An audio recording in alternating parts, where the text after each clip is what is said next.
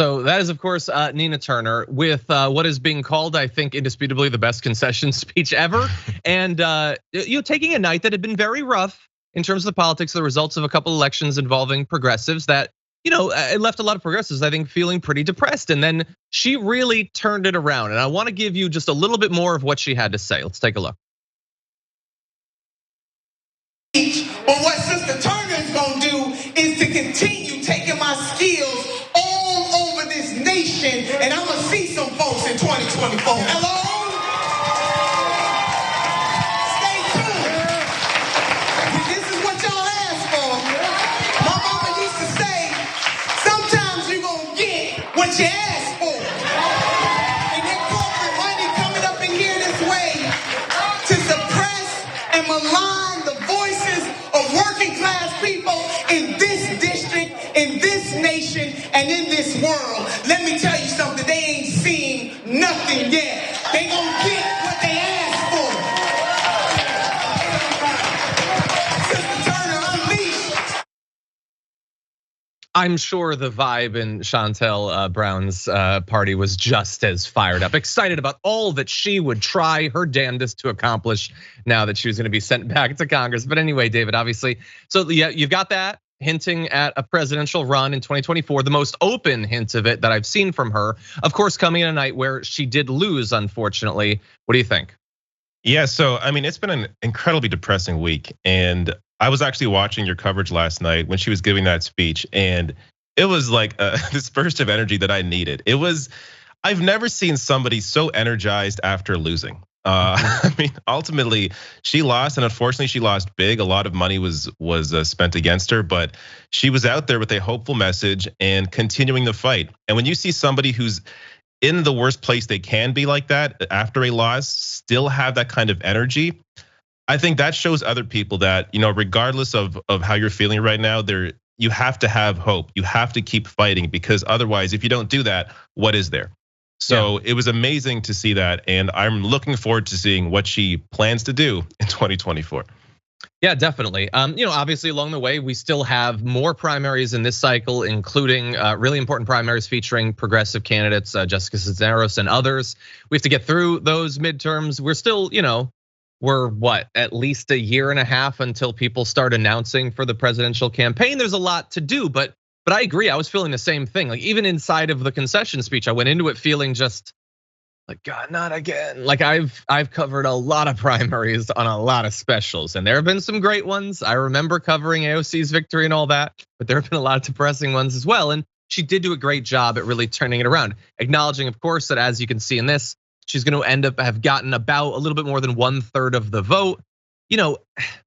A lot of money was spent on this race. It really was, and Shontel Brown can come out of it saying, "This is a hard fought victory. I'm going to continue to show up for you." What do you mean continue? What like in the time that you've been in office? What are your achievements? What are your accomplishments? Or even what have you attempted to do? I understand you can't always do exactly what you want to do, especially as a new person to the House. But where were you showing up? Like the big donors showed up for you in this race to dump millions of dollars. For instance, the Democratic Majority for Israel's Political Action Committee spent more than $1 million on a House race in Ohio. The Democratic Majority for Israel is really invested in this House race in Ohio. Probably, if I had to guess, because they care so much about what happens to the working class in Ohio. David, if I had to guess, I think that's why they were so invested. Yeah, but John, she's part of the progressive caucus. I mean, she's obviously progressive, right? Like isn't that the signifier? Oh yeah, she's also part of the New Dem coalition, the business friendly caucus. Interesting how that works. How can you be, this is what is so amazing about this race or Shontel Brown and others like her. How can you be a part of both of these groups? Like what, at that point, what's the point of these caucuses?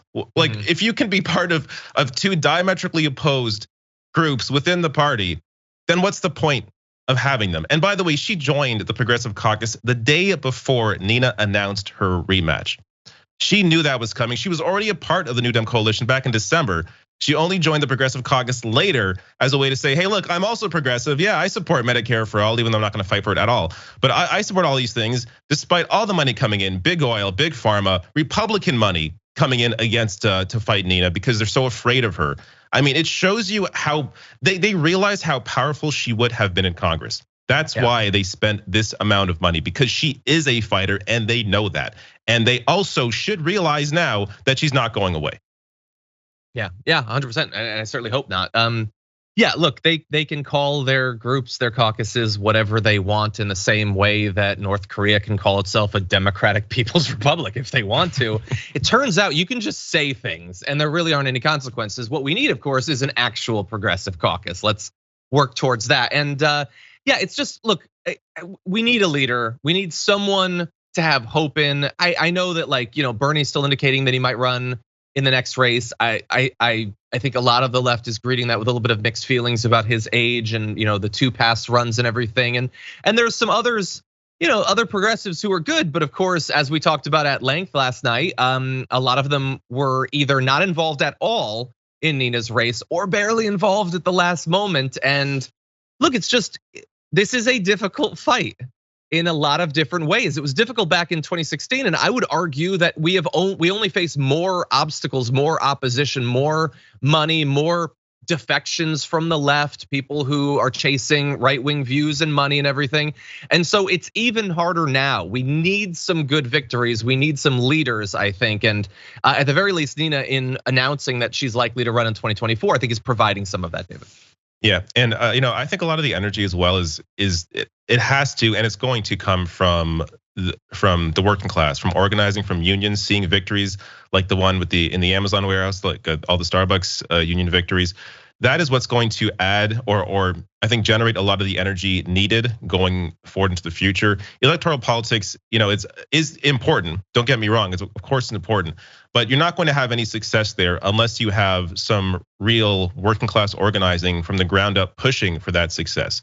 So we have to see more of that going forward. I think that's what's going to lead to a lot of victories in the future. And ultimately, look, younger generations are more aware, are the ones being hit by a lot of this garbage when it comes to the massive and growing gap between the rich and the poor. The insane, I mean, the fact that wages are so incredibly low, people are struggling. Healthcare is incredibly expensive in America. People are not taking it anymore. And the more that these younger generations, get involved and start voting and get organizing, that's going to affect, I think, a potential, a quicker shift that I think a lot of people are maybe expecting, simply because I want, at some point it's going to make, we're going to turn the corner and they're going to be the majority, and we're going to be the majority, the millennials, Gen Z, and we're going to be taking over and changing how all of this operates. I certainly hope so.